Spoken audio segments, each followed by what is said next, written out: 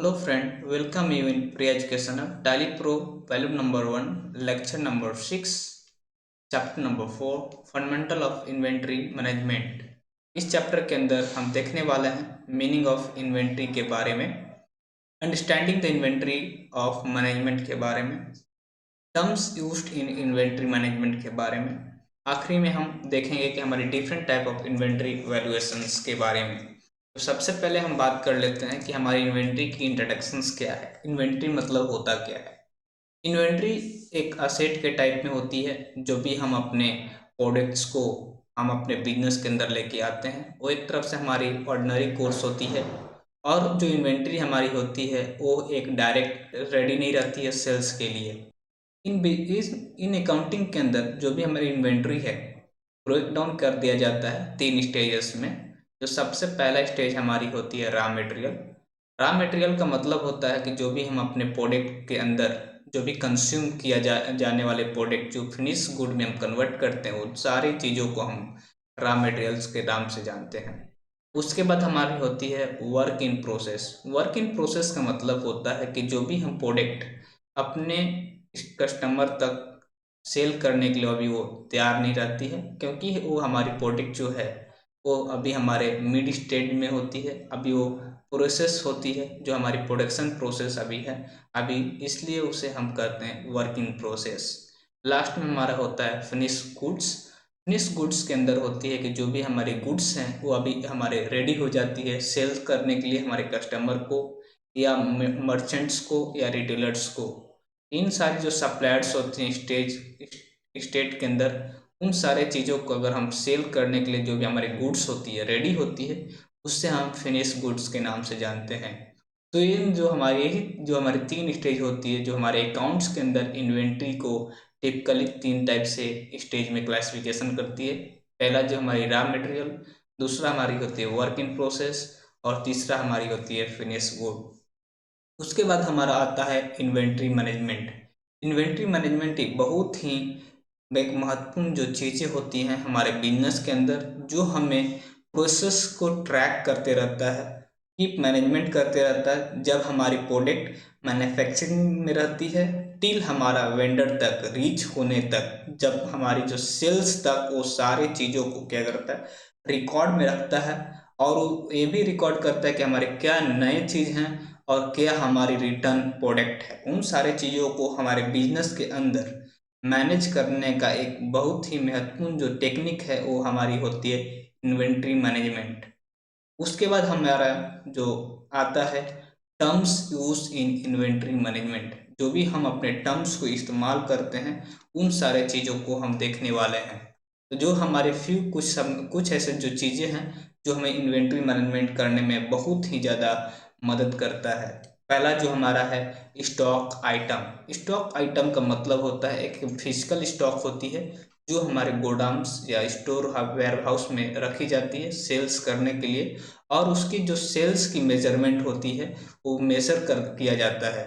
और जो purchase stock होती है वो हमारी क्वांटिटी ऑफ स्टॉक के अंदर इंक्रीज किया जाता है, जब उसे हम सेल करते हैं तो हमारी स्टॉक डिक्रीज हो जाता है। उसके बाद हमारा आता है गोडाउन। गोडाउन का एक सिंपल लैंग्वेज में मैं समझ बताना चाहता हूँ। गोडाउन का मतलब होता है प्लेस जहाँ पे हम या लोकेशन या वेयर हाउस या रेक जहाँ पे अपने स्टॉक या आइटम्स को हम लोग क्या करते हैं वहाँ पे स्टोर करके रखते हैं, उन सारे चीज़ों को क्या करते हैं गोडाउन्स। उसके बाद हमारा आता है एसकेयू। एसकेयू का मतलब क्या होता है स्टॉक कीपिंग यूनिट्स। इसके अंदर जो भी हमारी स्टॉक होती है उसके अंदर एक यूनिक कोड होती है जो हर एक प्रोडक्ट के अंदर या सर्विस के अंदर असाइन किया जाता है, उससे हम आइडेंटिफिकेशंस के भी नाम से जानते हैं। और वो सारे कोड्स जो होती हैं वो वैरी करता है organisations to organisations. For example के लिए जैसे कि मैं बता दूं मारुति सुजुकी हो गई या आप महिंद्रा की कार हो गई, इन सारे जो चीज़ें हैं वहाँ पे आप देख सकते हैं कि उनकी एक यूनिक ब्रांडिंग होती है और उनकी यूनिक एक कोड होती है। उसके बाद हमारा आता है सेफ्टी स्टॉक। सेफ्टी स्टॉक का मतलब क्या होता है, सेफ्टी स्टॉक एक को ऐसे ही बोलते हैं buffer stock.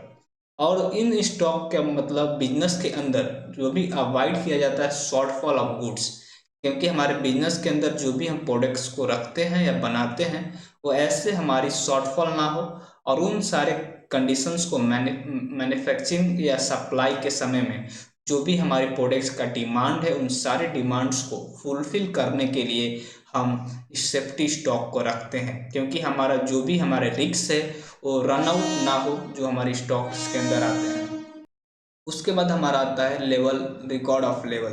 Record of level के अंदर क्या होती है कि एक जो कंपनी होती है वो कंपनी जो हमारी ऑर्डर्स को रिकॉर्ड करता है और उसके अंदर जो भी हमारे इम्पोर्टेंट रिकॉर्ड्स अराइज किए जाते हैं उन सारे चीज़ों को सफिशेंट स्टॉक्स के नाम से जानते हैं। यानी हमारे जो भी कस्टमर्स हैं हमें जो ऑर्डर देते हैं उसे हम सेम टाइम पे उनके पास हम लेके जाते हैं कि नहीं, उन सारे चीज़ों को हम अननेसेसरी या हाईली स्टॉक्स के भी नाम से हम जानते हैं।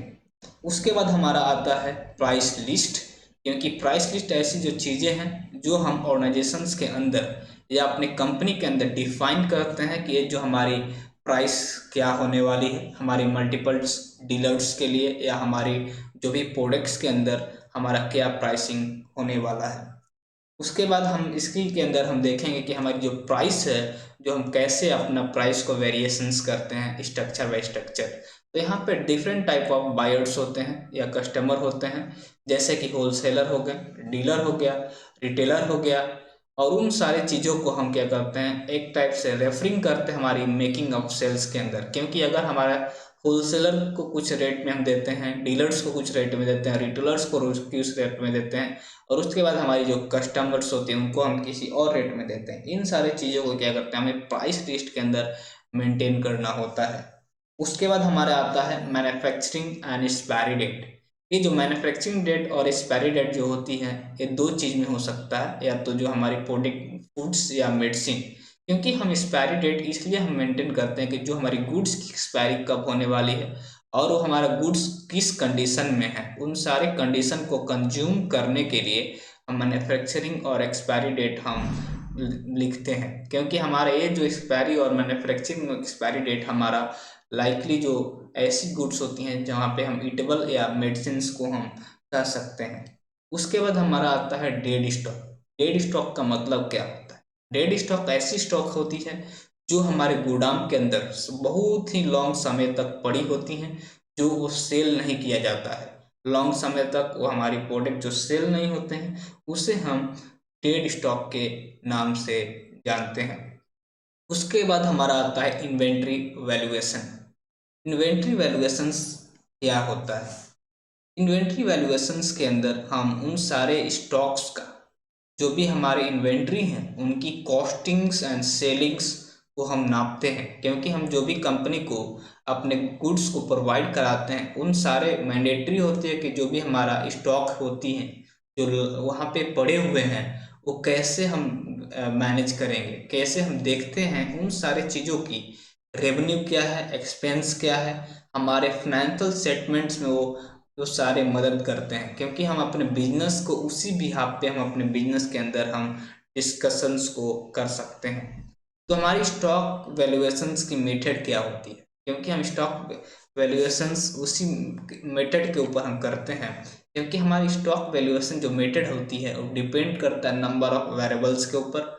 लाइकली जैसे कि हमारे बिजनेस सिचुएशंस के अंदर हमारी फाइनेंशियल गोल होती है कि बिजनेस की ऑर्गेनाइजेशंस जो हमारी होती है कि उनकी अचीवमेंट ऑफ प्रॉफिट, उन सारी चीज़ों को हम कैसे देखते हैं। जैसे कि हमारे कॉस्ट ऑफ गुड्स सोल्ड होती है लार्जली बेसिस पे, तो वहाँ पे अस्यूम किया जाता है कि हमारी क्लोजिंग स्टॉक क्या है या हमारी एंडिंग इन्वेंट्री क्या है। तो हम उसको देख लेंगे कि उसको हम कैसे देखते हैं। तो यहाँ पे हम देख सकते हैं कॉस्ट ऑफ गुड्स सोल्ड।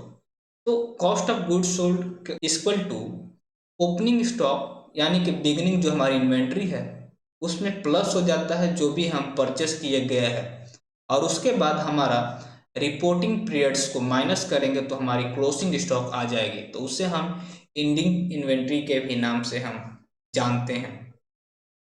और उसके बाद हमारा आता है इन्वेंट्री मैनेजमेंट इन टैली प्राइम। तो टैली प्राइम के अंदर हम कैसे अपने इन्वेंट्री मैनेजमेंट कर सकते हैं उन सारे चीज़ों को हम देखने वाले हैं। तो सबसे पहले हमारा आ जाता है इन्वेंट्री मास्टर। इन्वेंट्री मास्टर का मतलब क्या होता है? इन्वेंट्री मास्टर जो है हम टैली प्राइम के अंदर एक क्रिएट करते हैं। वो हमारी इन्वेंट्री मास्टर जैसे गिवन किया गया है। पहला जो हमारी है stock group. What it mean by stock group? Stock group का मतलब होता है कि ऐसा स्टॉक जो सिमिलर नेचर की होती है या सिमिलर कैरेक्टर्स की होती हैं, उनको हम कहते हैं स्टॉक ग्रुप। फॉर एग्जांपल के लिए हम यहाँ पे टेलीविजन्स को ले लेते हैं। टेलीविज़न एक हमारी ग्रुप्स होती हैं जिसके अंदर हम स्टॉक आइटम को हम ऐड करते हैं। फॉर एग्जांपल के लिए LG television, Videocon television, Philips television, इन सारे जो हमारी टेलीविज़न क्या है, एक हमारी स्टॉक ग्रुप है। और जो एलजी और वीडियोकॉन एंड फिलिप्स क्या है, हमारी स्टॉक आइटम है। यहाँ पे जो भी हमारी ब्रांड है वो डिफरेंट कैरेक्टर्स से रिलेवेंट करता है, बट उनकी जो ग्रुप आइटम्स क्या है वो टेलीविज़न ही है। तो उससे हम क्या कर सकते हैं, जो हमारे स्टॉक ग्रुप का बाय नेम है उसे हम टेलीविजन्स के नाम से जान सकते हैं। उसके बाद हमारा आता है स्टॉक आइटम। स्टॉक आइटम जैसे कि मैंने बताया कि इन्वेंट्री के अंदर जो भी हमारे मैन्युफैक्चरिंग बिजनेस के अंदर जो भी मैन्युफैक्चरिंग होती है, ट्रेडिंग होती है, प्राइमरी उसे इन्वेंट्री एंट्री के नाम से जानते हैं, जहाँ पे lower level of information on your inventory. इस टैली प्राइम के अंदर हम लोग मोस्टली क्रिएट करते हैं inventory in order to keep the track of same. जैसे कि हम लोगों ने बताया कि टैली के अंदर जो भी हमारी इन्वेंट्री का मैनेजमेंट किया जाते हैं, और वो ज़्यादातर हमारी ऑर्डर को ट्रैक करने के लिए करते हैं। जैसे कि मैंने एग्जांपल में बताया कि जो भी हमारी लाइक टेलीविज़न एंड वीडियोकॉन भी क्या है, एक टेलीविज़न है। एलजी भी एक हमारी टेलीविज़न, वो हमारे स्टॉक आइटम्स के नाम से जानते हैं। और उसके बाद हमारी आती है unit of measurement. Unit of measurement क्या है? जैसे कि हमारी स्टॉक आइटम है उसकी मेजरमेंट हम करते हैं टैली प्राइम के अंदर, तो हम क्या है यूनिट ऑफ मेजरमेंट्स को भी हम क्रिएट करते हैं। जैसे कि हमारे नंबर्स हो गए, केजी हो गए, पीसेस, या हम कंपाउंड यूनिट्स में भी हम करते हैं। जैसे कि like box of 12 norms, dozen of 12 norms. जैसे कि हमें बॉक्स के अंदर भी हम एक बॉक्स में 12 पीसेस हैं, या एक डजन में 12 पीसेस का मेजरमेंट होता है। उसके बाद हमारा आता है गोडाउन।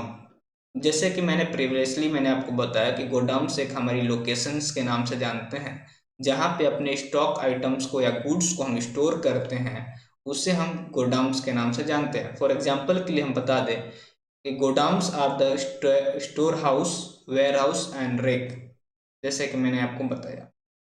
उसके बाद हमारी आती है इन्वेंट्री मैनेजमेंट के अंदर हमारा है batch wise detail. Batch wise details का मतलब क्या होता है? बैच वाइज डिटेल्स का मतलब होता है कि जो भी हमारी इन्वेंट्री बैच या लॉट में हम उसको बनाते हैं, या जो भी हमारी रिक्वायरमेंट होती है, वो हमारी फार्मेसिस इंडस्ट्री के अंदर वो जो भी चीज़ें हैं हमारी बैच वाइज में मैन्युफैक्चरिंग की जाती है। जैसे कि जो भी हमारी मैन्युफैक्चरिंग डेट है उसे हम एक्सपायरी डेट्स के भी अंदर हम उसे देख लेते हैं कि जो भी हमारी स्टॉक आइटम है उसकी बैच डिटेल्स क्या है। बैच डिटेल्स के द्वारा हम अपने स्टॉक को मेंटेन करते हैं। उसके बाद हमारी आती है price list and price level. जैसे कि हमारे ऑर्गेनाइजेशंस के अंदर जो भी हम उन्हें प्रोडक्ट्स को बनाते हैं उसके अंदर हम मल्टीपल्स डीलर्स होती हैं, उनको हमें क्या प्राइस देना है, और उनकी क्या डिफरेंट टाइप ऑफ बायर्स, क्योंकि हमारे पास बहुत सारे बायर्स होते हैं, यानी कि कस्टमर्स। जैसे कि मैंने आपको बताया होलसेलर, डीलर एंड रिटेलर, इन सारे चीज़ों को हम बेसिकली हम क्लासिफिकेशंस देते हैं कि हमारी जो भी चीज़ें हैं रेफर किया जाता है at a time of making a sales, क्योंकि जो भी हम सेल्स कर रहे हैं तो उन सारे चीज़ों को हम कैसे मेंटेन करेंगे, तो उन सारे चीज़ों को हम टैली प्राइम के अंदर हम एक नंबर्स को क्रिएट कर लेंगे, प्राइस लिस्ट या प्राइस लेवल, जो भी हमारे बेसिस ऑफ स्टॉक ग्रुप के अंदर या स्टॉक कैटेगरी के अंदर, ताकि हम अपने सारे चीज़ों को हम मैच कर सकें। उसके बाद हमारा आता है पॉइंट ऑफ सेल, यानी कि POS। पॉइंट ऑफ सेल्स जो हमारी होती है वो रिटेल आउटलेट होती है, जहाँ पे हमारे काउंटर होते हैं, और वहाँ पे हमारे लोकेशन बाय लोकेशन जो भी हमारी सेल्स प्लेस की जाती है वो हमारी POS सिस्टम्स के द्वारा किया जाता है, और वो जो हमारी एक कंप्यूटराइज कैश रजिस्टर के नाम से भी जाना जाता है। विच उसके अंदर जो भी हमारे सेल्स होते हैं वो टोटल की जाती है, और कैलकुलेट करके उनके बैलेंस को जो भी हमारे बायर्स हैं उन्हें हमारे ऑटोमेटिक उनकी पैसा को दिया जाता है और ऑटोमेटिक वे में वो क्या करता है, इन्वेंट्री लेवल्स को मैनेज करता है कि हमारी कितने क्वांटिटी हमारी सोल्ड किए गए और कितने क्वांटिटी हमारे पास हैं। उन सारे चीज़ों को हम एफिशिएंट वे में देखते हैं, जैसे कि हमारे कैश रजिस्टर हो गया, कार्ड रीडर हो गया या बार कोडिंग मशीन। इसका एग्जाम्पल आप ले लें, पीओएस सिस्टम कहाँ पे इस्तेमाल होती है, पॉइंट ऑफ सेल। इन जो चीज़ें हैं हमारी बेसिकली हमारा मॉल्स वगैरह में आप देख सकते हैं या हमारी ग्रोसरी शॉप पे भी देख सकते हैं। पीओएस मशीन होती है जहाँ पे आप कोई भी चीज़ आप पे करते हो, यानी फॉर एग्जांपल आपने परचेस किया 199 रुपीज़ की और आपने 200 रुपये दिए, तो आपका जो भी 101 रुपये जो आपका रिमेनिंग बैलेंस है वो आपको रिटर्न की जाती है, जो वो पीओएस सिस्टम्स के द्वारा आपका मैनेज किया जाता है। उसके बाद हमारी आती है tracking of items which cost detail. तो हमारा जो आइटम्स है उससे हम कॉस्ट डिटेल्स के से भी हम ट्रैक कर सकते हैं, जैसे कि हमारी मैन्युफैक्चरिंग ऑफ प्रोडक्ट के अंदर क्या कॉस्ट लगा है और हमारी order cost and profit cost क्या होने वाला है। इन फ्यूचर जो भी हम चीज़ों को डिटरमाइन करते हैं कि हमारी सेलिंग प्राइस क्या होनी चाहिए, जो भी हमारे आफ्टर फिनिश गुड, क्योंकि हम जो भी हमारी रॉ मटेरियल्स होती हैं, लेबर कॉस्ट होती है, इन सारे चीज़ों को हम प्रॉफिटेबली हम देखते हैं और उससे हम आइटम वाइज कॉस्ट को हम क्या करते हैं, डिफाइन करते हैं, डिटेल्स में देखते हैं। उसके बाद हमारी आती है order in process. Order in process का मतलब क्या है, इन टैली प्राइम के अंदर जो भी हम ट्रैक को परचेस ऑर्डर के नाम से प्रोसीड करते हैं और उसके बाद सेल्स ऑर्डर को भी प्रोसीड करते हैं, तो उस चीज़ों को हम इन्वेंट्री के अंदर रिजेक्टेड एंड रिटर्न्स के भी नाम से जानते हैं। और उसके अंदर हम लोग cancel, unwanted, rejected order and check outing details reports के भी नाम से जानते हैं, आउटस्टैंडिंग रिपोर्ट्स के भी नाम से हम जानते हैं। ऑर्डर प्रोसेसिंग का मतलब होता है कि जो भी हम अपने प्रोडक्ट को बनाते हैं या सेल्स करते हैं, सेल्स या परचेस करने से पहले हम ऑर्डर रिसीट को हम जनरेट करते हैं। उन सारे चीज़ों को हम क्या कर सकते हैं, टैली प्राइम के अंदर हम मेंटेन कर सकते हैं। और उसके बाद हमारी आती है job order processing. Job order processing का मतलब होता है कि जो भी हम अपने डिटेल्स आउटसोर्स के अंदर हम ट्रैक करते हैं अपने इन्वेंट्री को मेंटेन करने के लिए, क्या हमारी जो प्रोडक्ट है हमारी आउटवर्ड्स हुई है या हमारी कितने इन्वेंट्री हमें रिसीव किया गया है या कितने इन्वेंट्री हमें अभी तक रिसीव नहीं हुई है। इन सारी जो चीज़ें हैं जॉब ऑर्डर प्रोसेसिंग के अंदर हम देखते हैं। उसके बाद हमारी आती है स्टॉक कैटेगरी। जैसे कि इन टैली प्राइम के अंदर मैं आपको बताना चाहता हूँ, पैरल एलोकेशन होती है जो हमारी स्टॉक आइटम को मेंटेन करता है कैटेगरी वाइज।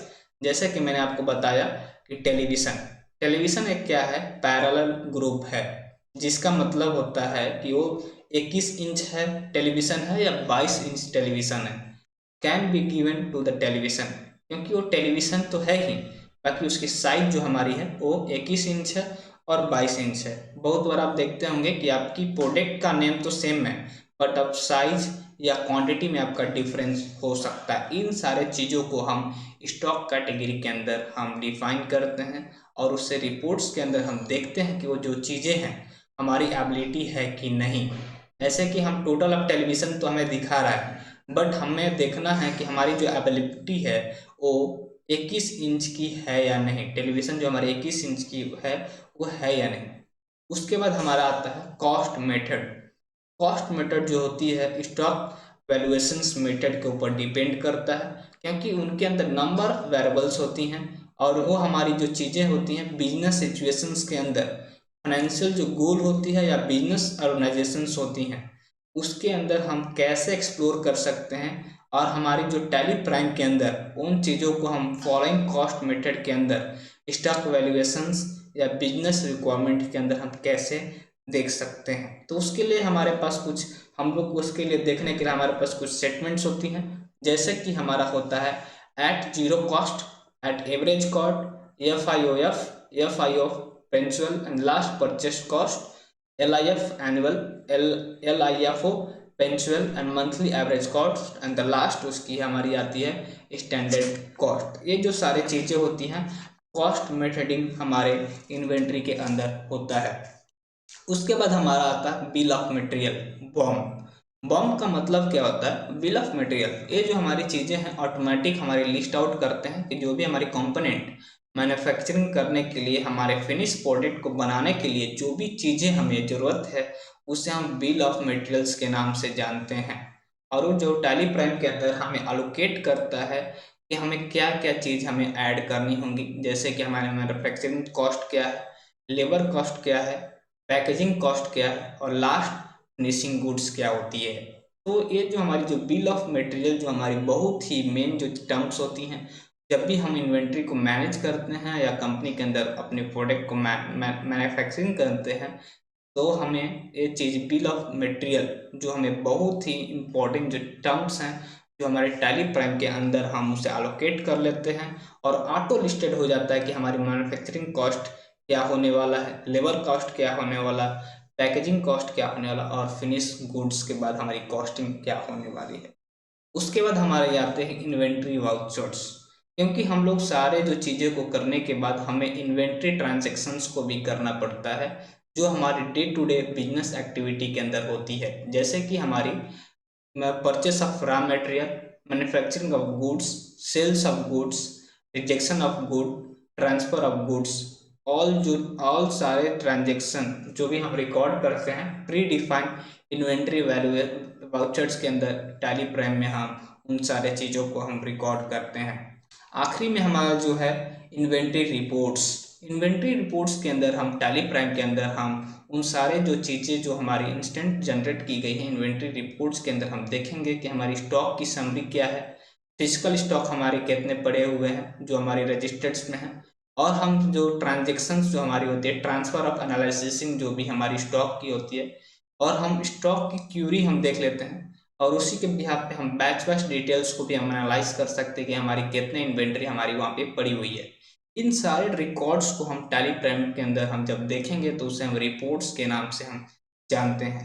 तो होप आई अंडरस्टैंड कि आपको वो मालूम चल गया होगा कि इन्वेंट्री मैनेजमेंट सिस्टम्स के अंदर हम क्या क्या सीखने वाले हैं, क्योंकि हमने पूरे डिटेल से मैंने आपको एक्सप्लेन किया है कि हमारी फंडामेंटल ऑफ इन्वेंट्री मैनेजमेंट में हम लोगों ने मीनिंग ऑफ इन्वेंट्री के बारे में हम लोगों ने देखा और हमने एनालाइज किया और हमने समझा कि इन्वेंट्री मैनेजमेंट सिस्टम होता क्या है, और हमने ये भी देखा कि हमारी जो क्या क्या टर्म्स होती है जो हमें इन्वेंट्री मैनेजमेंट्स को हम अपने देख कर सकते हैं, और हमने लास्ट में देखा कि हमारी क्या क्या टाइप्स होती है या वैल्यूएशंस होती है कि हमने अपने इन्वेंट्री को मैनेज कर सकते हैं।